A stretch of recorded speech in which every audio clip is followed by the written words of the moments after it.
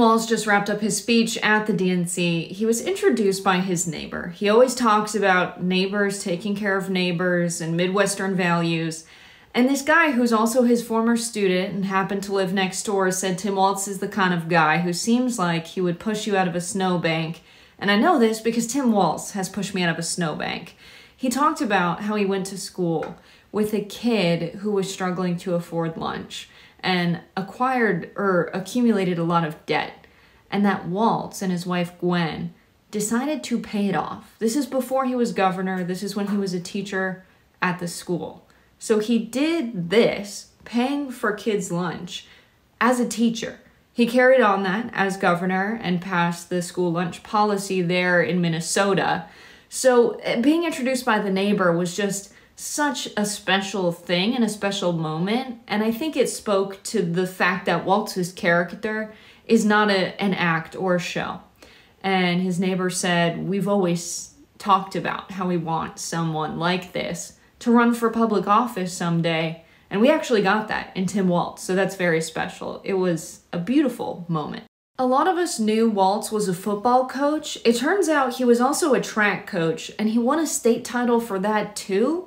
But in talking about all of this and exposing this information I didn't know before, they bring out the football team that won a state title under Tim Walz. I think it's amazing that they all still like this guy enough to show up on a big stage with a political lean at the Democratic National Convention for their old football coach. They talked about how he's the type of leader that believed in us and made us believe in ourselves and each other, and that leadership continues to impact their lives, which made me tear up a little bit, to be honest. They also played an ad, and we heard from Tim Walz's wife on his record that he became the sponsor of the Gay Straight Alliance Club because he knew it would matter as a veteran and a football coach to be the leader of that club. She talked about how he's a lifetime gun owner, but when he saw the country impacted by school shootings, he decided to pass red flag laws and support background checks. And I'm a gun owner, I support gun rights, and I think those are the two laws that I definitely support that don't restrict our access in a way that threatens our constitutional rights. So I really appreciate that. They showed videos of him hunting and pheasant hunting, which is very difficult. Apparently, I'm told by people who do hunting in the Midwest that it takes a lot of skill. In Minnesota, we respect our neighbors and the personal choices they make. And even if we wouldn't make those same choices for ourselves, we've got a golden rule. Mind your own damn business.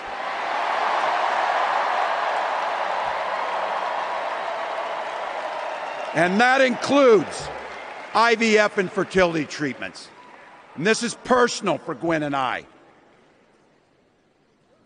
If you've never experienced the hell that is infertility, I guarantee you know somebody who has. And I can remember praying each night for a phone call.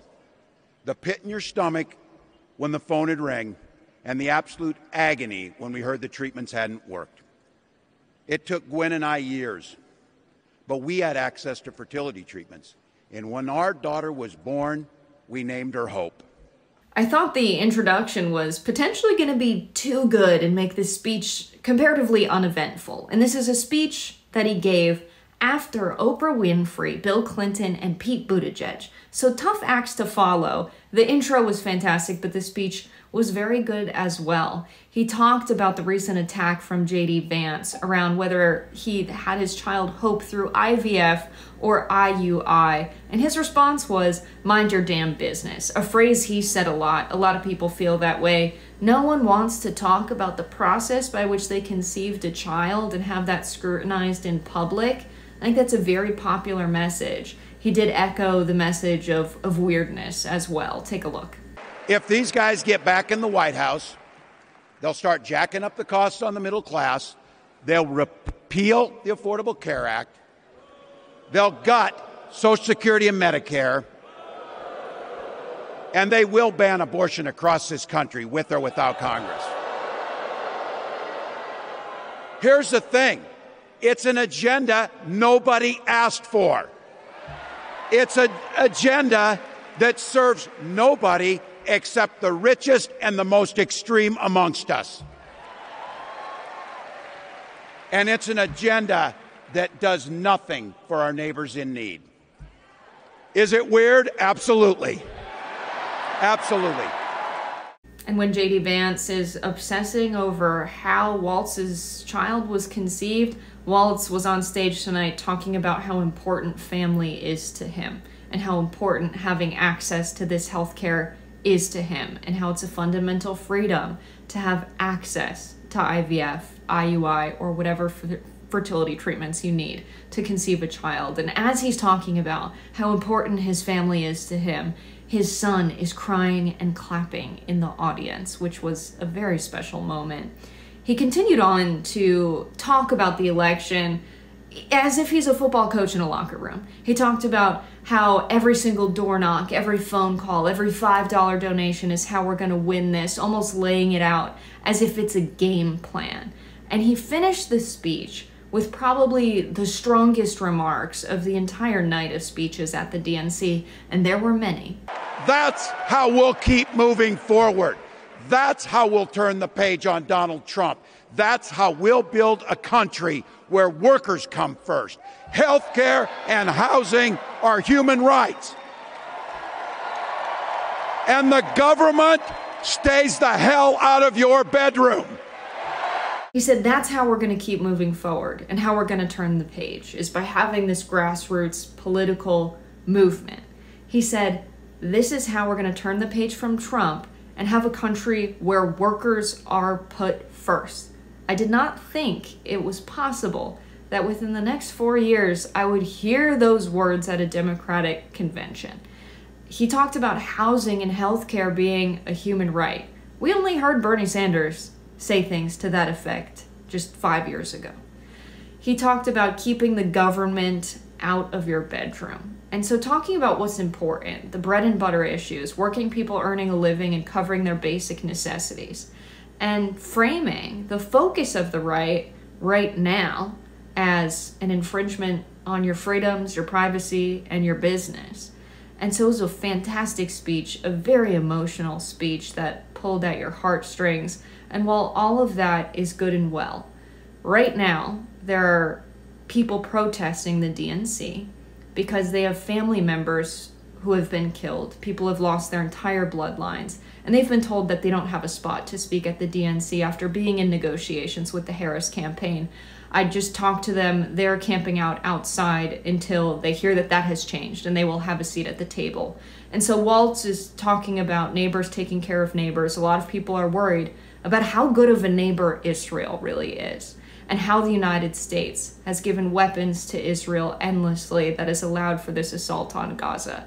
And so while we can be very happy that Walz is this guy who seemingly is going to be a great vice president and deliver for the working people here, a lot of us are worried about what our impact is in the Middle East right now. And so it's almost a bittersweet moment for people who care about the working class, but also who have solidarity with the Palestinian people and care about what US dollars go on to do abroad.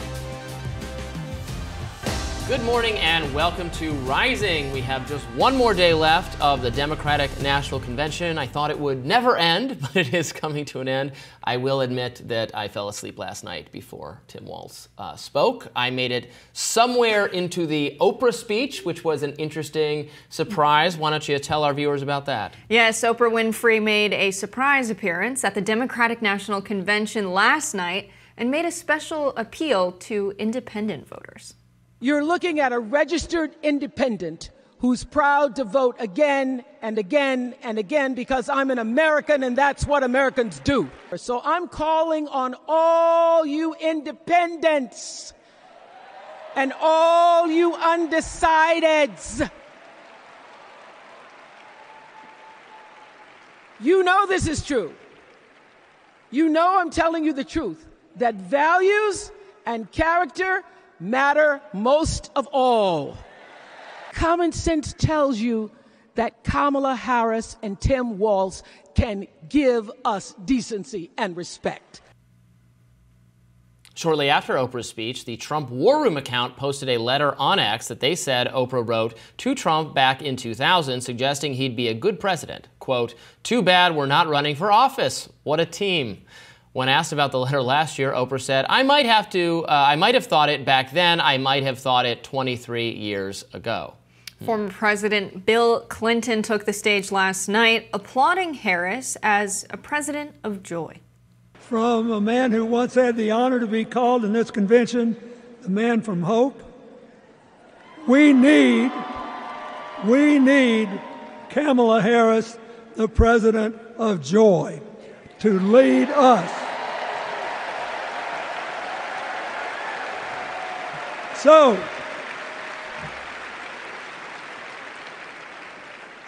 I'll be doing my part, you do yours. I'll see you when we're making a real joyful noise when the votes are counted. Despite the big names who took the stage last night, for me, the one who stole the show was Tim Walz's son, Gus, who became emotional on behalf of his dad. Hope, Gus, and Gwen, you are my entire world, and I love you.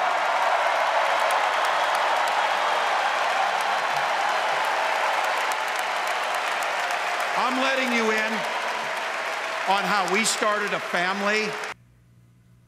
As expected, the media was mystified by yesterday's speeches. Here's MSNBC's Joy Reid. I think we just saw an episode of Ted Lasso, basically. If you watch that show, that's basically what this just was, right? I mean, I could see how he won football games. I could see being, the kids on that football team got a speech like that. No wonder they went from 0 wins to winning a championship. And of course, there was Morning Joe.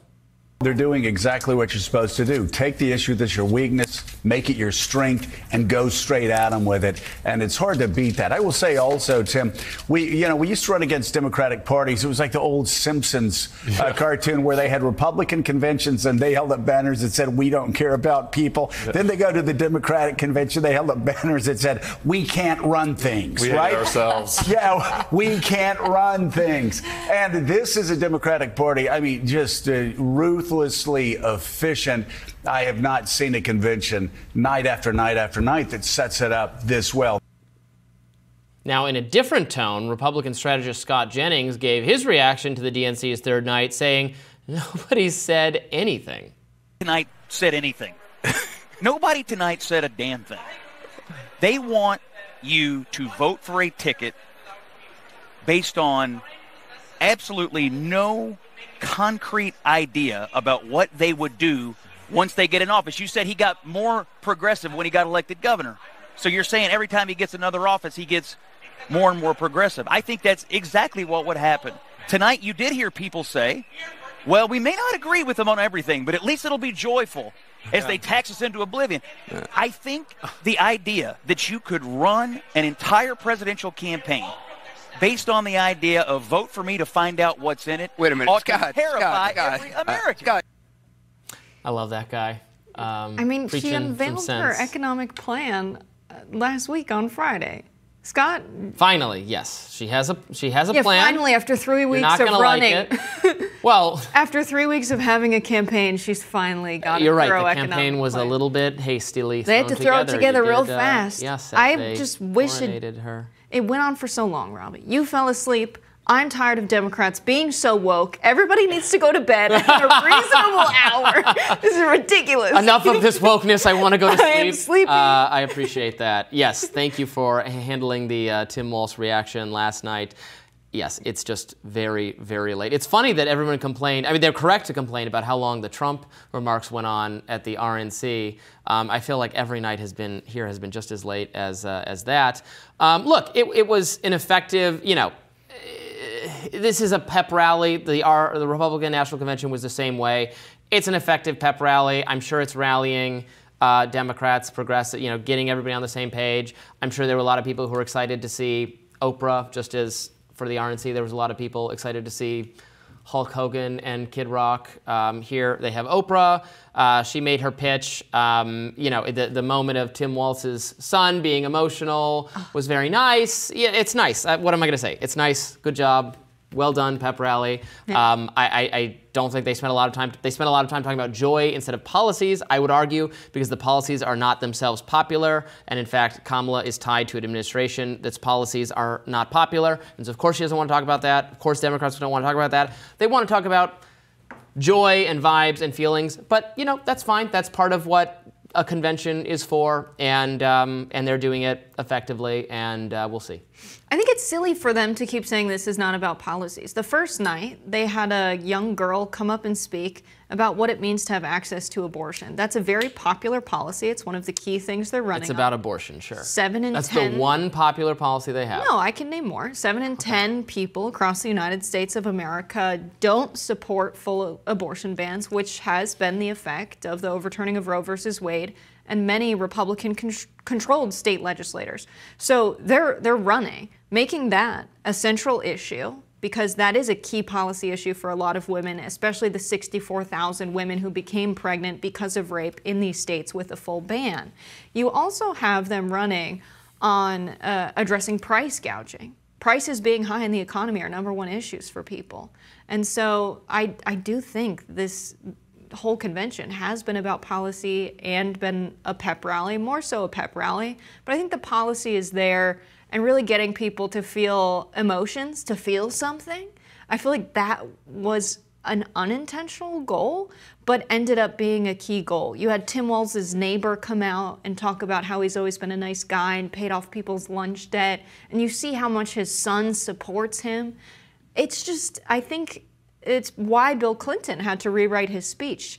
He probably did have a run-of-the-mill speech, and there was mainstream media reporting that he ended up just tearing it up after hearing other people's speeches and being like, no, I have to speak from the heart because that's what everybody's doing. So really emotional. Why are they doing that to us? I'm an easy crier. I was crying. I was like, what's going on? Well, the clapping seals on MSNBC and CNN would applaud anything that happened on the Democratic National Convention stage, so it's not at all surprising to see them. Image, Robbie. Seals at the desk. You know, they're going to be enthusiastic about no matter what is happening up there because it's not Joe Biden. As long as it was not Joe Biden, and it is, you know, worth discussing the contrast here. This is a way more exciting and energized and joyful, my eyes are going to roll out of their sockets, but joyful experience than it would have been under, if it was Joe Biden as the candidate, someone who they're all pretending to like, all pretending that it's this wonderful hero who stepped aside valiantly for the good of democracy. No. He did not step aside willingly. He was ousted. He was forced out by Nancy Pelosi and her allies, forced to step aside from being the candidate because he was going to lose and he was going to drag down the entire party with him, and it was going to be depressing and sad, and they had basically already resigned themselves to losing massively to Donald Trump. So it is what a difference a month, 2 months makes. We didn't have that. Instead, we have a Democratic Party that is very revived and energized and excited about they installed Kamala Harris as their candidate, and now about installing her as the president. And the polls suggest there is a good chance of that happening. It's pretty even. It's about 50-50. I don't know if they're going to install her, Robbie. People will vote, and whatever their choice is, that person will become this time the president. they get to choose. They didn't get to the Democratic primary voters. Didn't get that choice, but the general election will have that choice. Yes. Yes. Thanks to Sleepy Joe for retiring, but everyone else stop being so woke. Yeah, because we're sleepy. More Rising right after this. We have some developing news. RFK Jr. is reportedly planning to drop out of the presidential race by the end of this week. That's according to media stories by ABC News and others. That outlet says that RFK Jr. plans to endorse former President Donald Trump. RFK's campaign announced that he will address the nation about, quote, the present historical moment and his own path forward tomorrow morning in Phoenix, Arizona. Now, some suggest he could also be appearing at Trump's Phoenix area rally that same night. Now, I know viewers have good reason to be skeptical of a lot of mainstream reporting about RFK Jr. I will say that I personally have also heard these rumors and have some reason to believe that they are, in fact, true, and RFK Jr. is at least seriously weighing, if he has not yet outright decided, to get out of the race tomorrow. Now, as a reminder, his running mate, Nicole Shanahan, said in a podcast this week that the campaign is considering whether to join forces with Trump to prevent Kamala Harris from winning the election. Trump reacted to all this news about RFK Jr. this morning on Fox. Let's take a listen. So I've known him for a long time. He's as you know, he's a little different kind of a guy. Very smart guy. He's a very good person. If he endorsed me, I would be honored by it. I would be very honored by it. He really has his heart in the right place. He is a respected person. Women love some of his policies, and I guess some people don't like some of his policies. But overall, I thought the Democrats, he was a Democrat. I don't know what he is right now, but he was a Democrat. They treated him very badly. I think he would have, he goes around saying he would have beaten Biden in the primary. I think there was a good chance. What they did to him was what they did to Biden. Meanwhile, RFK Jr.'s running mate was asked if his endorsement would be more beneficial to the Trump or Harris campaign. Let's watch. If you, in fact, joined the Trump campaign, I'm not saying the Trump campaign, if you pulled out of the race, that it would be more beneficial to the Trump campaign than the Harris campaign. Is that a fair assessment? I think that it's a tight race right now. Yeah. I wish that we had had a chance to debate, that we had fair representation in the polls. I wish we had a chance to be on stage, because had we likely would have won this election. Yeah. 71% of Americans want a strong third-party option, and we delivered it in terms of ballot access. Kennedy is now polling at about 5% per 538. A Pew Research Center survey found that Harris enjoyed a 6% improvement from Biden's standing in July. Largely, this came from those who had previously reported leaning towards Kennedy. It's expected that Kennedy dropping out would slightly help Trump, as he's tended to perform worse in polls when third-party candidates are included. Now, I think that's interesting, that statistic that during Biden's run, before he had dropped out, he had these voters that were not so keen on showing up for him. They were probably going to go towards Kennedy instead, but when Kamala Harris was the nominee, or presumptive nominee, they moved towards her.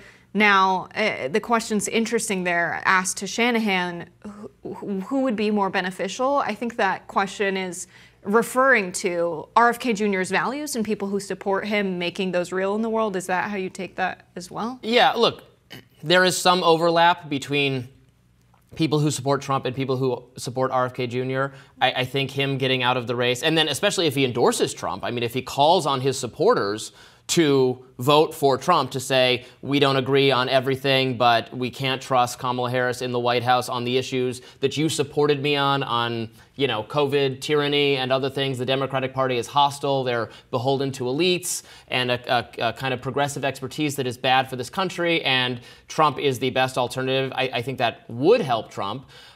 I do expect this is going to happen again. As I said earlier, I understand the skepticism from people, don't believe everything the mainstream reports on RFK Jr., but I have also seen some independent corroboration that things are going this way. And I think it's a shame that he won't be in the general election to be an option for people who are disenchanted with the two-party system. I myself am very disenchanted with the two-party system. I know many of our viewers are as well. But the reality is, and I've said this a couple times before in my remarks about RFK Jr., the reality is, under our system, even if you have significant support as an independent, a third-party candidate, 5%, 10%, 15%, you got to get to 15% to even be considered to be in the debate. You have to have a certain amount of support to qualify for public funding of your campaign. And then RFK Jr. is running as an independent, not part of a third party. So there's not going to be a party that even benefits from the signatures he's gathering, the getting on the ballot effort. So how can you translate a tangible level of support from the people in America into policy change, into influence? And the only way you can do that is this option, is to say, well, now I will give you my support, in exchange for some kind of a level of influence over your candidacy. So it's not surprising at all that he's doing that, because we have a system that is unfortunately set up for the benefit of two parties, the Republicans and the Democrats. That's why we've only ever had two real parties. They've changed identities a little bit over the years. Our founders were very wise. They set up, in my view, a great system in most ways. However, our system has some deficiencies when compared to a parliamentary system in terms of the options of candidates. It's so winner take all. It's designed to just have two parties, and so he's really had a tough road. And then, of course, he's faced. Democratic activists have worked to get him off the ballot in states. They succeeded in New York. So you know what? Maybe they're getting, careful what you wish for. They're going to get him out of this race, and he's going to, it sounds like, throw his support to Donald Trump, which will be worth something in this super, super close election. So some people will say, that serves you right, Democrats. Now, it is interesting to consider the ballot access or placement aspect of all of this, because it's my understanding that once you're on the ballot, you're on the ballot, and it's an arduous process to get off the ballot. And so I think RFK Jr. is going to have some difficulty dropping out and endorsing Trump, but still his name appearing on the ballot in many states. That's true. And for a lot of voters who are upset with the two-party system and lean to the right, he's kind of their protest candidate. They can emote in that way with their, feelings about the two-party system and just say, I'm voting for him anyway. And so I think that's going to be difficult, a decision to be made possibly by Trump. If he has RFK Jr.'s endorsement, is he going to put resources towards getting his name off the ballot? That's going to be a very interesting political fight, potentially a legal one as well.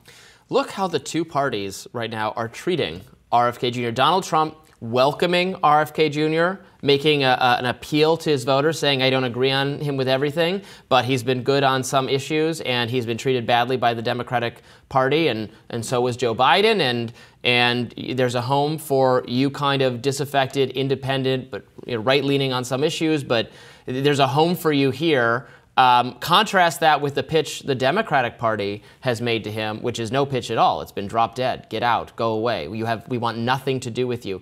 This is from someone who identified as a Democrat as recently as a year ago.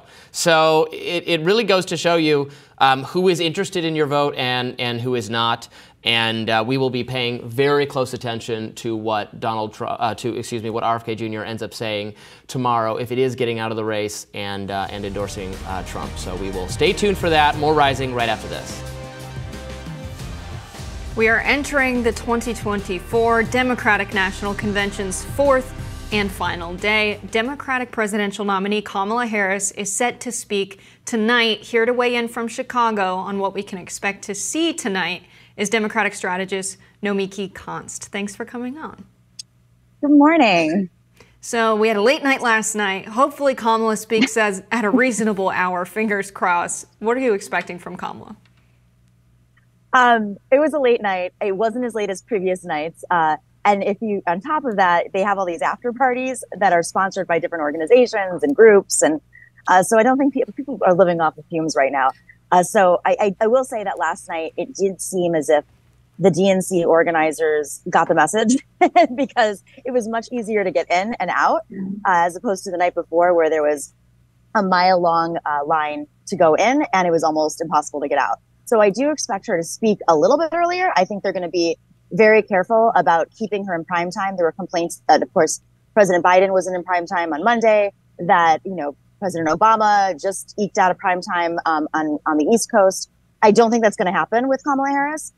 So it's going to be interesting who they cut from the lineup because this lineup is still very long. And when you have speakers like last night, Bill Clinton, who was supposed to speak for 12 minutes, and he didn't, of course, you need to make sure that she's able to really finalize that message. But what are we expecting? I mean, I think she's, in words, I don't know. In tone, I think she's just going to keep this uplifting vibe, this positivity, this joyous sort of attitude. They're clearly honing in on freedom. Tim Walz last night talked about being a good neighbor. I think she's going to lean into that. I don't know if she's going to talk about the history of this, that she could be the first woman president and she's a Black woman, a woman of color, and a South Asian woman.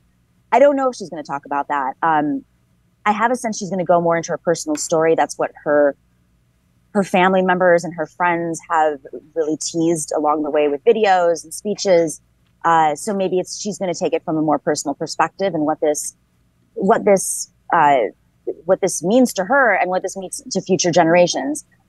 Michelle Obama obviously went into that a little bit, but I don't even think it's going to be so heavy on policy. I think it's really going to be the kind of America that we want to see in the future versus, no, let's not go back, the line that everybody's been chanting. Yeah, it sounds like we're hearing that people there are just, way more excited than they had planned to be 2 months ago when Joe Biden, a very unpopular candidate facing a likely loss, was going to be the candidate. And now there is just this, dramatic change that happened in a small window of time. And it sounds like everyone is pretty energized. It's crazy. I mean, I was at an event last night around folks that I was on the opposite side of, not just in 2016, when I was working for Bernie, but it was, continuously. And these people were praising Tim Walz, and my jaw dropped. I could not get over how the most institutional, big money Democrats were praising Tim Walz. And if there's anything a win, that's a win. I mean, if we can get the party to move in a Tim Walz populist direction, how much the last, 8 years of fighting was worth it. So yeah, people are excited. I mean, I was really shocked. One person in particular said that he was the best speech of the entire convention, and that was after Oprah, who I, say what you will about Oprah, she really gave that, she blew Obama out of the park, and that's hard to do. Yeah, it was a bittersweet night seeing Tim Walz speak, how he said he wants a country where workers are put first, but then also having on everyone's mind what's happening in Gaza. And last night I spoke with a Harris ceasefire delegate. They were in talks with the DNC about a Palestinian American coming on stage to speak during the convention. Yesterday, they were told essentially that's not happening. So delegates camped out until the DNC, and they're staying camped out, allows a Palestinian American to speak on stage. Last night, Representative Ilhan Omar joined the group. Among them was a delegate who was kicked out by security. The first time they told me that I am violating the rules because I'm wearing a yellow t-shirt. My t-shirt is in violation of the rules. And I told them why. I can take off my shirt if my t-shirt is that bothers you. If you allow me to go around, because I don't want to be, they were trying to kick me out, so I was hanging on the rail to force them to force me. Because I don't want to abide without resistance. That is a delegate from Iowa. He was chanting as security was pulling him out, saying, I'm a delegate and they're trying to kick me out. I'm a delegate. He's from Iowa. And what his t-shirt said was just Democrats for Palestinian rights. Now, among the potential speakers was Georgia State Representative Ruwa Roman, a Palestinian American. She spoke on the speech she planned to give. She wrote on X, my speech urged us to unite behind Harris, criticized Trump, and spoke about the promise of this moment. The only reason we're doing this is to save the soul of our party and prevent bad actors from using our pain in an ongoing voter suppression campaign. So Nomiki, can you tell us a little bit about what the scene is there at the DNC with these ceasefire delegates protesting?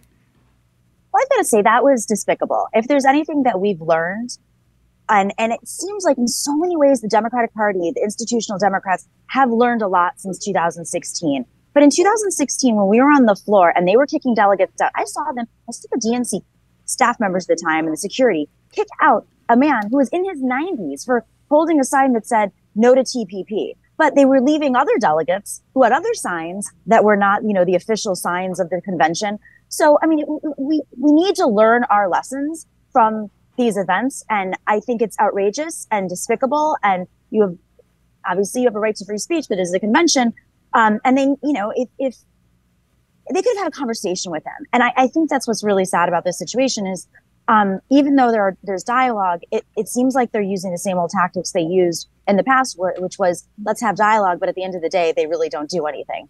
At the convention itself, it's very hard to get into the convention. As I said yesterday, or 2 nights ago, there was a long line to get into the convention. These are people who had passes, everything. Celebrities got turned away. I mean, it was a very difficult process because of security. So they have, it's I think at least a mile or two is blocked off around the convention. So you really don't see any protesters. And even if you want to be part of the protests, to leave the convention and come back in, you might as well just give up your ticket. And if you're a delegate, that's even more difficult.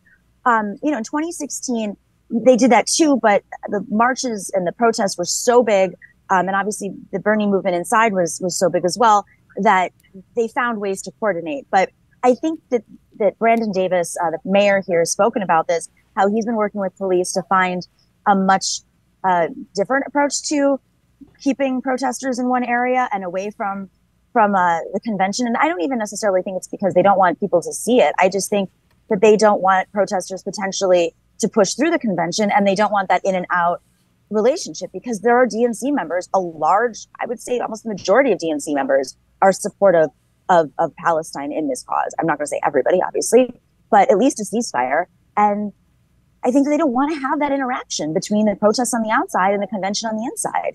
I think they're trying to isolate them and make them out to be some sort of extremists when they're not, as you saw. I mean, kicking somebody out for a sign and, you know, giving people lip service for wanting to have a speaker who represents them in a time of major crisis, that's not outrageous. That's normal. News shows do it. Why can't the DNC? We're a big tent party.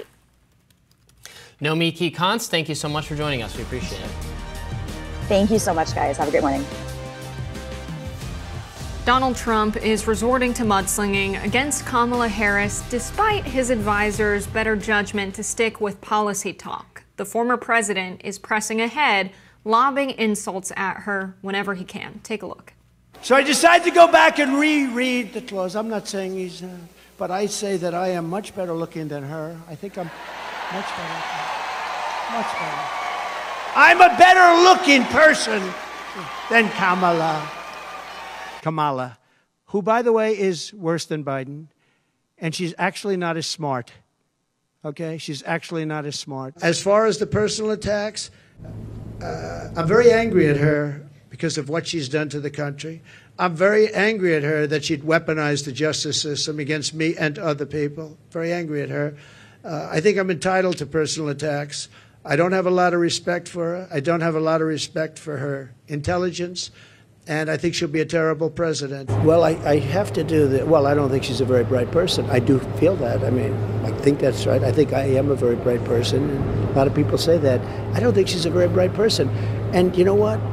Our country needs a very smart person. And I don't think she's a very smart person. So I'm not looking to, I don't consider that an insult. That's just a fact. Joining us now to discuss what's driving Trump's need to attack is Democratic strategist, founder and CEO of Blueprint Strategy, Antoine Seawright. Thank you for coming on, Antoine. It's so good to be with you. So what do you think is driving this decision by Donald Trump to stick with the personal attacks? Well, when you do not have substance, you automatically pivot to or turn to stupidity. And that's what we see from the former president. At the end of the day, he does not have the bandwidth, the depth, or the width, for that matter, to deal with and have a reasonable discussion when it comes to the issues with Vice President Kamala Harris. The prosecutor versus the prosecuted, the policymaker versus the political pump faker. That's the narrative. He does not know how to handle that, and so he reverts back to his comfort zone, whether it's racism, misogyny, or just total disrespect for a qualified woman who happens to be black serving to be the next president of the United States. I think we're going to be pretty far apart on this, but let me just pose this to you.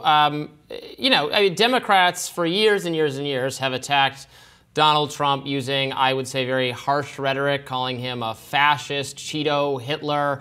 The media commonly makes fun of his appearance, his hair, his size, his hands, everything. I would say that's all fair game. We have free speech, a First Amendment society. It's okay to be harshly critical, even disparaging of our political figures. I think that's true of Donald Trump. It was true of Hillary Clinton, but it should also be true of Kamala Harris, no?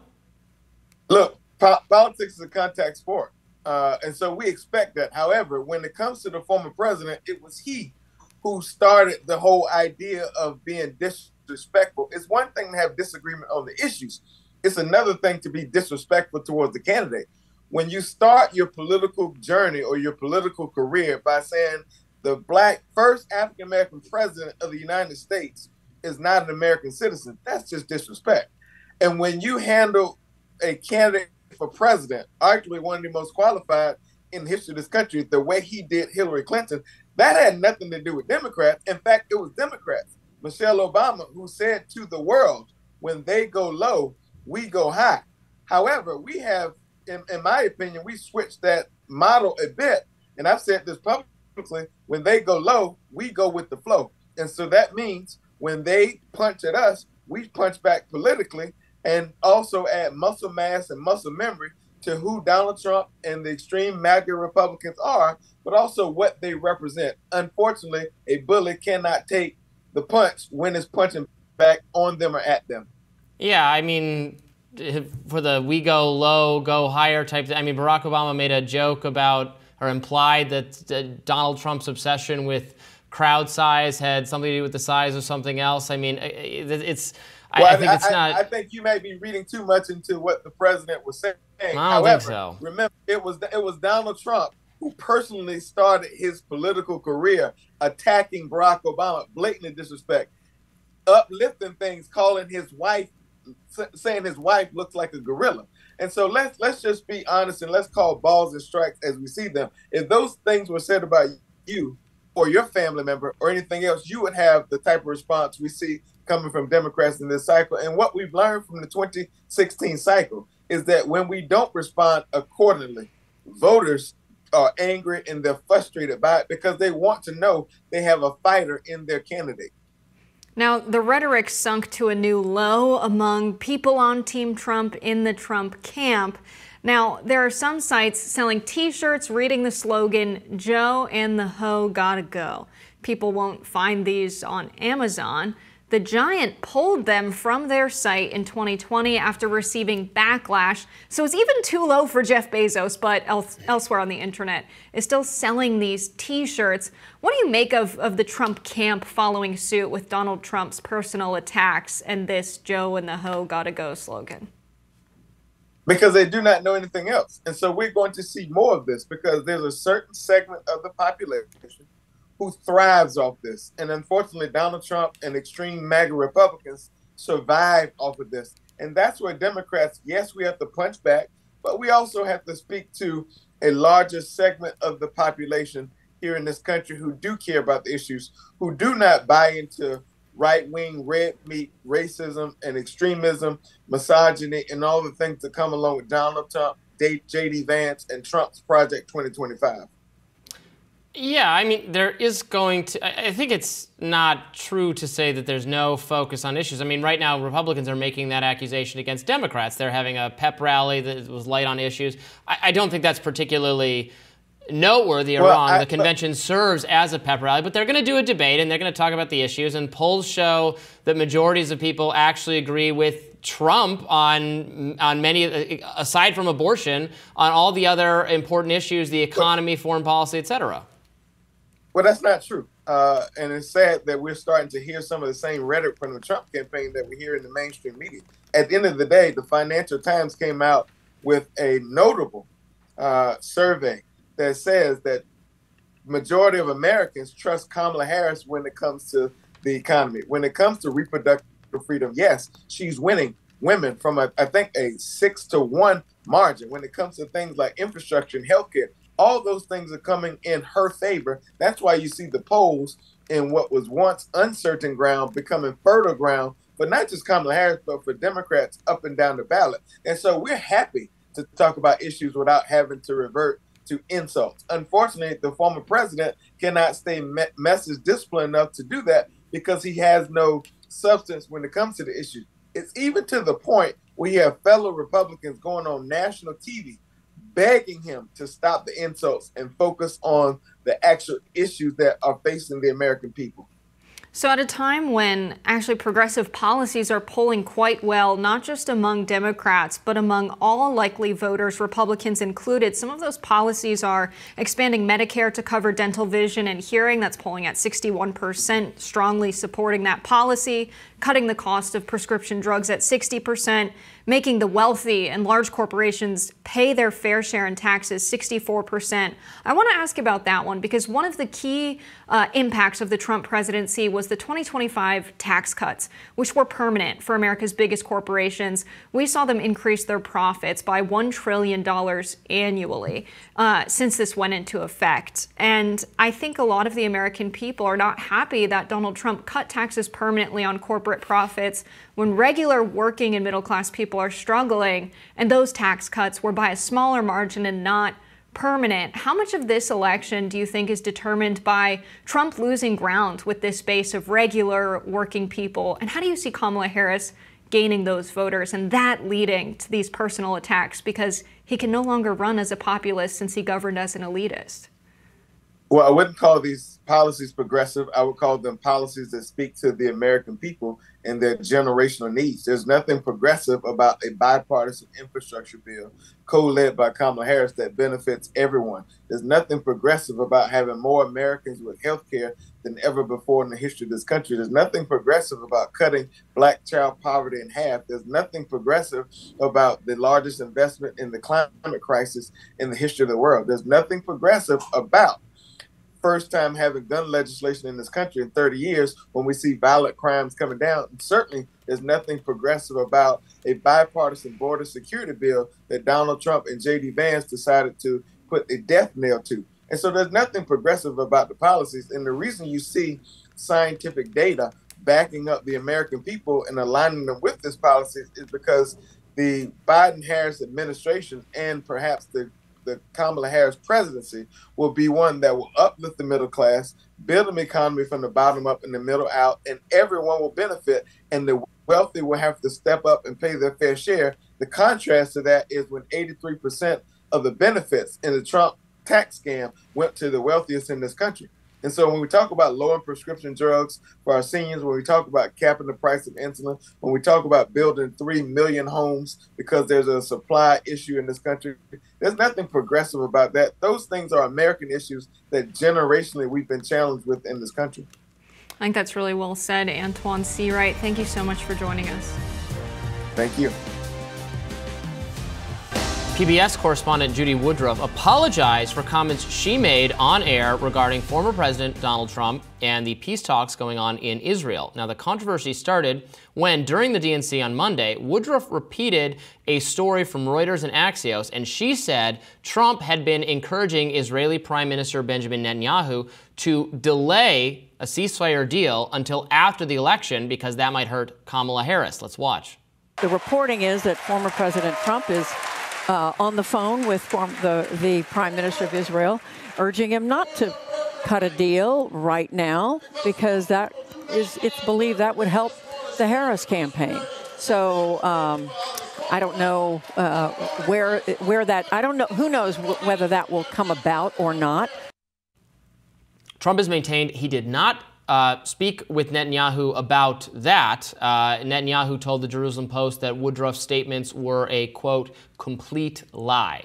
2 days after the segment, Woodruff then apologized on X, writing, quote, I want to clarify my remarks on the PBS News special on Monday night about the ongoing ceasefire talks in the Middle East. As I said, this was not based on my original reporting. I was referring to reports I had read in Axios and Reuters about former President Trump having spoken to the Israeli Prime Minister. In the live TV moment, I repeated the story because I hadn't seen later reporting that both sides denied it. This was a mistake, and I apologize for it.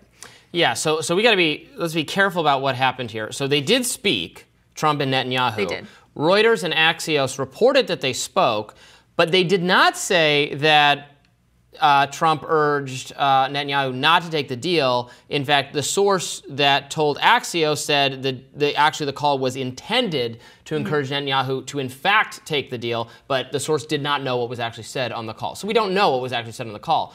Judy Woodruff introduced the idea that, not, as far as I can tell, Axios and Reuters, and I apologize if I've missed that somewhere. I've just read the Reuters story, which is a summary of the Axios story, and nowhere in there does it say that Trump told Netanyahu not to take the deal, said nothing about Kamala Harris. Whether he did or not, we just don't know that information. We don't know what was said on the call. She either just got that really wrong because she read it too quickly, or lied or made it up, or she screwed up. So she was absolutely right to apologize, because we had a long discussion yesterday about whether his conduct could have possibly violated the Logan Act, which stops private citizens from engaging in diplomacy on behalf of the U.S. government. And, we had a debate about that. I mean, our debate is still stands, depending on how you think the Logan Act would apply. But the underlying factual reason to make that claim is, I think, not at all supported, because we have no reason to think he actually did say that. And here on the show, we credited it to Judy Woodruff. And she's saying, not original reporting from me. She clearly misunderstood the article that she read. And so it's been this strange telephone game. But now she's kind of in hot water, because accusing someone of doing something that is a crime is not a good way to use your free speech. He could sue over. Watch out, Judy. You got to be careful when you're just talking on TV for hours at a time that you don't say something wrong. Something we all have to be aware of. And look, it happens. So I guess I won't be too hard on her, but that was a big mistake. Right. She was correct to apologize for it. Right. There is a world where Bibi and Trump are both lying, and they did talk about this, but I think at this point they've both denied it. It's the right thing to do for Judy to apologize. And yeah, I think that her saying this and causing this sort of frenzy over it has now put a lot more attention on the issue. Trump could say this is something that hurts his political chances. He could make a meal about this. He could make her one of his favorite enemies, as he often does. We could be hearing her name a lot, and him talking on Truth Social about how Judy Woodruff ruined my campaign. Yeah, I mean, he could accurately state the mainstream media is lying about me, is saying I am working against the ceasefire deal, it made up something that happened, and that would all be true based on how this went down. I mean, he could be like, no, I called Bibi and I said I wanted one. And of course, Bibi, who's on the same team as Trump, is going to be like, yeah, whatever you say, my guy. Totally. And I don't think I think there should be, again, we had this debate yesterday. I think the Logan Act would quite stand up to scrutiny if it was challenged to this degree, because I think Donald Trump is within his First Amendment rights to talk to Bibi Netanyahu about what he thinks the Middle East policy, the Israel policy should be. And if you don't like what he says to Netanyahu, or you think he's encouraging there not to be a ceasefire deal, you can absolutely hold him accountable for that by declining to vote or support for Donald Trump. But if he's, it goes to show, if he's actually encouraging Netanyahu to take the deal, that's going to make a lot of progressive people happy. They're not going to want him charged with a Logan Act violation. They're going to be good. Say, please do that. Please urge him to do that. Yeah, one of my favorite stories about the mainstream media is when I was told by a longtime foreign correspondent for the New York Times, Stephen Kinzer. Now he writes about U.S. intervention abroad, because that's essentially what he was reporting on during the Reagan era for the New York Times. He was in Nicaragua, and he was told by his boss that there's talk of a plane, some kind of Russian shipment coming in on a boat or a plane of weapons to the Contras, or rather to the Sandinistas. The Contras were, of course, being funded by the right wing in the United States and Ronald Reagan. And Stephen said, I would have known about that. I'm pretty aware of what's going on the ground here. That's what you pay me for, guys. And they said, no, we want you to go anyway. He said, okay. He's up at 4 a.m. waiting at the shipyard. Nothing comes in. He goes on back. He says, there's no shipment. They say, write the story anyway. And they run the story. Shipment from Russia doesn't arrive in Nicaragua, which makes every reader believe that there was a shipment. It just didn't come. And the Russians are in cahoots with the Sandinistas during the Cold War era. That's all they wanted the public to understand, is that these two things are connected. And so the media operates in that way a lot. And I'm not saying that's what Judy Woodruff's intent was, but stories like that do run all the time. Yeah, I mean, I think she just casually assumed that Trump was going to be engaged. I mean, I guess I shouldn't try to predict or guess what. She might have just gotten it wrong. She might have read the story wrong and thought it was saying the opposite of what it was saying. That does happen, and it's a tough job to be on camera and say things that are accurate with 100% correct. She did not do that here, and deserved the criticism, and has apologized. But especially true during war reporting as well, I will say. Yeah, and it's the idea that it's Trump's fault that there's no ceasefire deal is, I think, a kind of pretty loathsome idea to inject into the dialogue when Kamala Harris, the other candidate, is the vice president of Joe Biden, who has not pressed Netanyahu for a ceasefire, has not used the leverage that the U.S. federal government has over Israel in terms of the support we give them. There's been mild, occasional, slight criticism, mild, occasional, slight postponement of weapons. But broadly speaking, the Biden administration has stood by the Israeli government and in support for what they're doing in Gaza. And, you know, you can agree with that or not agree with it, but that's what they're doing. And Kamala Harris has been a supporter of that. And if she's going to break from it, it's, again, maybe that's vibes. She has not signaled or said, suggested, directly stated how she would break from it, how she would bring about a ceasefire in any way differently from Biden. So for a media operator to shift the conversation, go, it's really Donald Trump who's stopping there from being a ceasefire deal, that's an annoying thing to say. That's not true. He's not in charge of the policy. Joe Biden is in charge of the policy. Kamala Harris is part of it, and the policy has been whatever Israel wants. Also, let's imagine how this could have happened if it's true that Donald Trump urged Netanyahu to not sign on with a ceasefire deal. He would call him, "Hi, Bibi, don't do that ceasefire deal thing. It'll be good for Kamala Harris." Bibi would say, "Hello, Donald, I wasn't going to anyway." End of phone call. No negotiation. Netanyahu doesn't want a ceasefire deal with the terms of, you know, any kind of permanence, any kind of arms embargo. They don't want to pull out of Palestine. So Bibi doesn't want this anyway, and so there's a case to be made for, would there have been a negotiation even if Donald Trump express this interest to Netanyahu? Perhaps not. More Rising right after this. Actor Russell Crowe sat down with Joe Rogan and shared what turned him away from politics. Let's watch. So I remember being extremely idealistic when I was like, you know, in my teen years and very politically focused. And then I just got to a point where I was like, you know, everyone's a artist. Yeah. There's not one of these guys that I can really say that, you know, I'd follow into battle. So I'll just stop worrying about politics and go into something else, you know. But you see the same processes going on with them. They're trying to reach out for something to believe in. The two also said that politicians, including Kamala Harris, have a major problem with words matching their actions. Politics is the art of the possible. You know, so it's not not really connected to anything. It's like, what can we get away with? Right. What can we tell you that we're going to do and then never do it? Right. It's the art of the possible. Well, you're seeing that now in American politics more than ever because the person that's actually in office is saying what she's going to do if she gets into office. Right. Which is just like, you're there.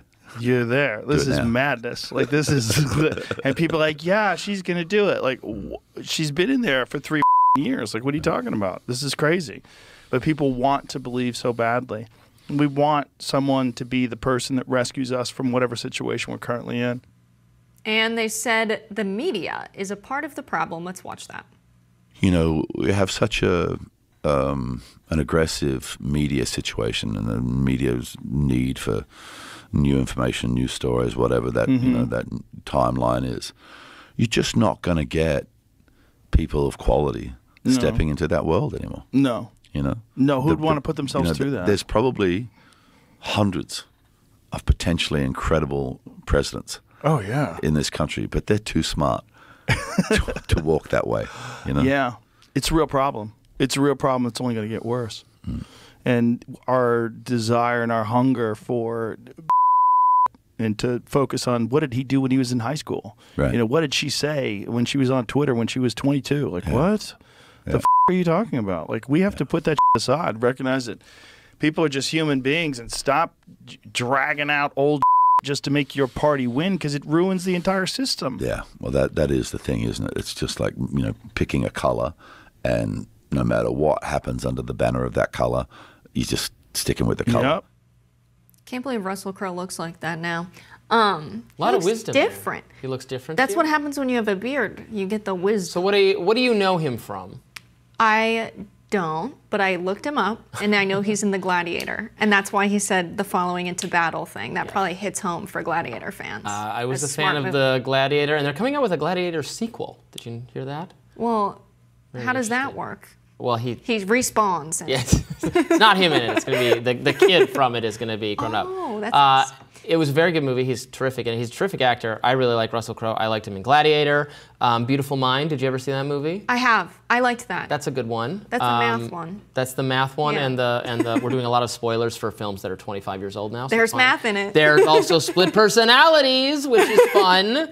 And more recently, people probably know him from Les Mis. in which he plays the bad guy, Inspector Javert. Well, bad if you think it's bad to have law and order and rule of law. I don't, but he is portrayed villainously, and he does some singing in that movie, which some people thought was fine. Anyway, he says we have an aggressive media environment. So everybody. Oh yeah, he was. I'm being told he was Zeus in the fourth Thor movie, which was not as good as the other Thor movies. But he was. I can see it's hard to pull off like god-like magic, even though the CGI has come a long way. You know who played Zeus really well? We're just going to totally not talk about politics for this segment at all. Was Liam Neeson in those Clash of the Titans movies? Stole my daughter. Oh no. Liam Neeson is just such a great actor, but he's Zeus, and actually Ralph Fiennes, who just plays villains so well, is Hades, and they have a great. They have a lot. The movie is only okay, but their portrayals of the gods are really good. I don't know how you have time to watch all of this media. I don't. You're right. I don't have a lot of time. These are just. I haven't watched anything new in a long time. These are things that like. When you used to have, you used to have like HBO and the TV would just be on and you would just like sit down and watch an entire movie even though you had things to do. I used to do a lot of that. Now I'm busy. I remember the SAG-AFTRA strike happened and you were like, this is great. I get to catch up on all the things I've been meaning to watch because they're not making new stuff. There's that's why you liked this much content. I just started 2 days ago, I started The Boys, which is a comic keep being told to watch TV evil superheroes thing. It's very good. I've been meaning to watch it for years. Yeah. I'm finally catching up on it. Anyway, he says we have an aggressive media environment to Joe Rogan, who's sitting right there, who's a big media guy. But we're talking about the mainstream media, not the cool media, not Jessica. Us. Yeah. But when we criticize the media, we're not talking about ourselves. We are great. It's been a hard week for me. At first, I'm a violent extremist. Now I'm aggressive. No, this is how you know you're not a mainstream media figure because you were censored on a social media platform. It's a badge of honor. Yes, I'm going to put it at the top of my CV. Okay, but he makes a good point in saying we need the media, mainstream media, not us, needs new stories. They're always trying to find something, dig up stuff from your past. No sane person, no intelligent person would decide to put themselves and their families through that. That is a good point. True. A lot of people have made this point as well. He did it very concisely. We need smart people to run, but smart people don't want to run and be treated like that. It's not a good job. It's not a job smart people actually want to be the president. I mean, it's a job that very like psychopathic people want. People who have a psychopathic need for power and validation. I mean, to some degree, as you know, I think this as a libertarian, like someone who wants political office, who wants the power to run my life, to take my money and give it somewhere else, to set rules for how I am supposed to behave. Where do you get off? That's enjoyable to you to decide the rules for how I would live my life. It's a very weird kind of thing to want to seek that power and then to behave in a way that caters to a group of people so that they vote for you to be the one solely responsible for making those kinds of decisions. It does. I think it takes a unique kind of sociopath to want that, and then to be in the and then to be, to your point, to be in the spotlight the whole time, and to be you can never say anything of any substance or interest. Can't make any good jokes. You can't make any good jokes because you'll be canceled for it. And that's interesting. You see things that way. I feel like I gained new insight into the Robby Soave mind. That's why I don't like politicians. I like what he says about politics. It's politics of the possible. They're seeing what they can get away with. I saw a comedian. I wish I remembered her name. She talked about her son who's studying political science, and she's like, I'm never going to retire.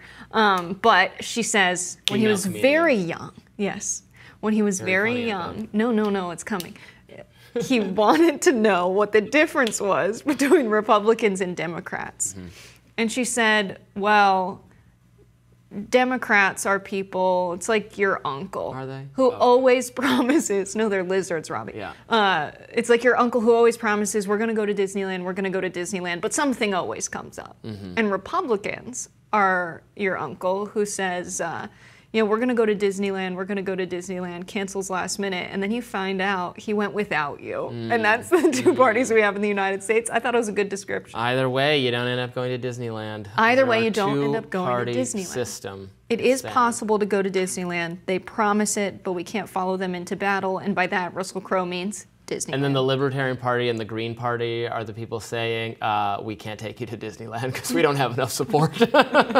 But we can take you to Six Flags, and people are like, in New Jersey. But like 1% of people are like, For fun, I'll go to to New Six Flags. Jersey. Yeah. Are we gonna have to take the Turnpike? And I don't want to go to Six Flags. I don't like roller coasters or rides or amusement or things that spin or things that go upside down. So I'll just stay at home. More insight into the Robby Soave mind. Have we filled 8 minutes of time yet? And can we move on? I think we have. More Rising right after this. If you were at the DNC yesterday, you might have noticed a man in a man bun passing out QR codes promising for you to learn the truth about Project 2025. Turns out that person was Matt Walsh, a conservative host of a show on the Daily Wire, who has a new film coming out called Am I Racist? And the QR code actually redirects to a website that shows the trailer for that. We're going to play part of that trailer right now.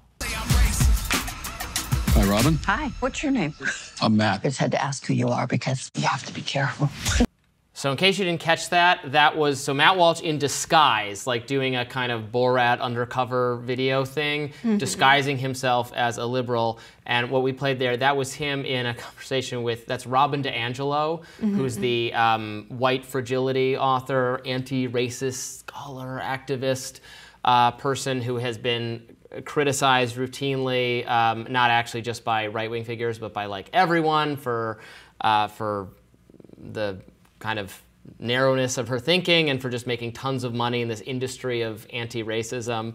I thought it was a very effective trailer that he's able to get this interview with her and she's not aware who he is. I did chuckle at it, and I chuckle at the antics of him being undercover at the convention, doing that sort of thing. It looks funny, and I didn't think Matt Walsh had funny in him.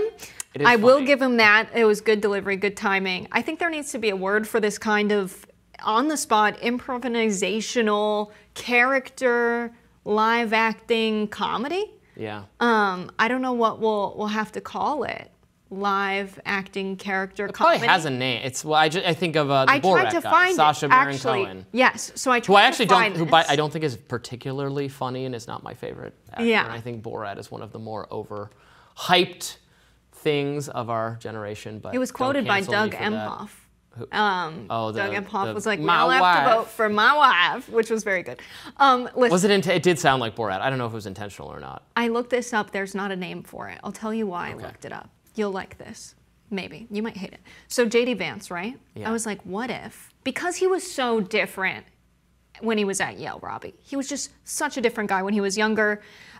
People have said, and this was... Many people are saying. Yeah. Someone he went to, I'm forgetting her name now, Sophia, she's a public defender.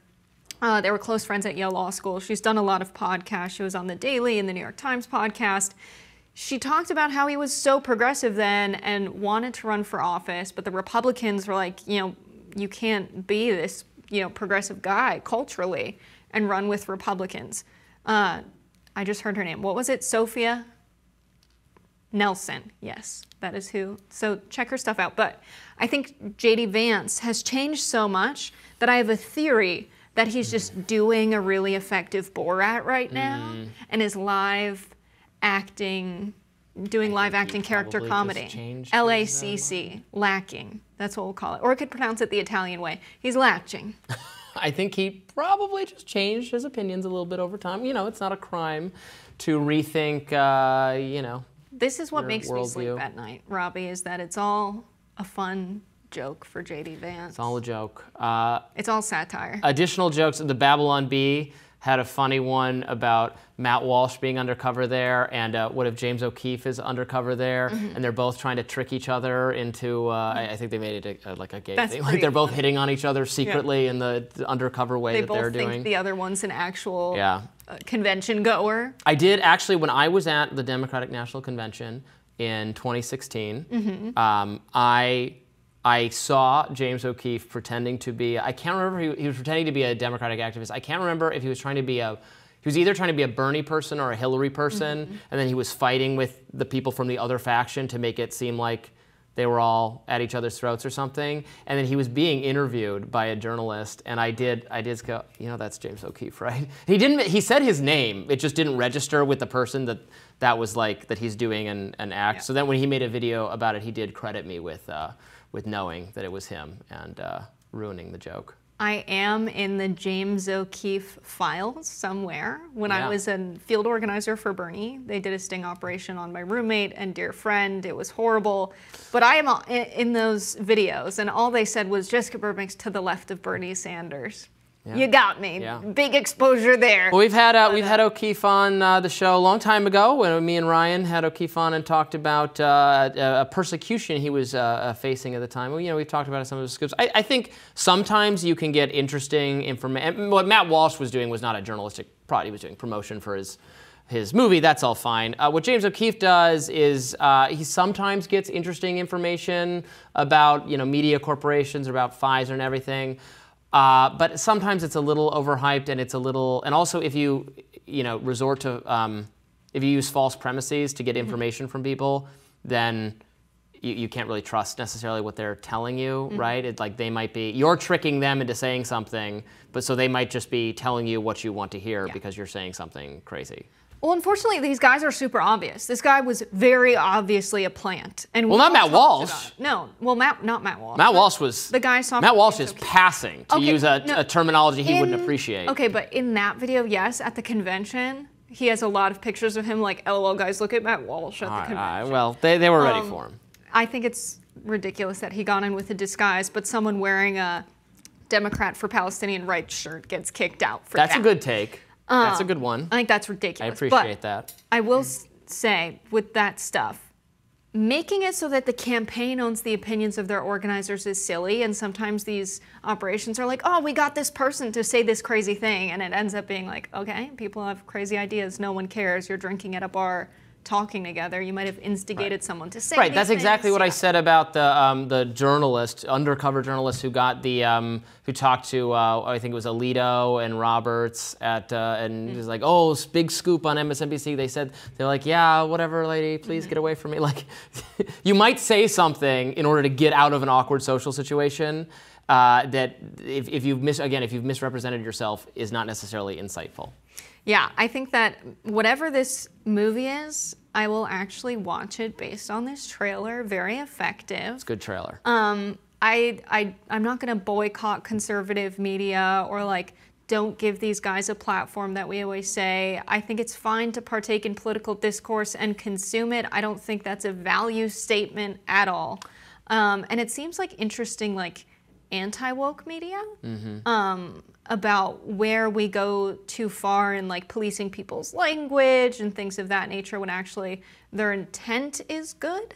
I think that's where things have gone too far, where we focus too much on language and not enough on action and improving conditions for people. And so they call that the post-woke left, is people who feel that way. That's why we love you, Jessica. Yeah, thanks. And so yeah, I'll watch Am I Racist and figure out if I'm racist, I guess. I guess we'll all figure that out about ourselves. That does it for us this morning on Rising, and we will actually be back tomorrow. Tonight? And tonight. Oh yeah, tonight. We'll be back tonight. Oh, we'll say that with less enthusiasm. We will be back tonight to react to Kamala Harris's speech. Yay, we can't wait. Be sure to like, share, and subscribe so you don't miss us tonight or ever or any content. And for those of you who like to listen, while you're on the go, we are available wherever you get your podcasts. 6 seasons in a movie. See you later.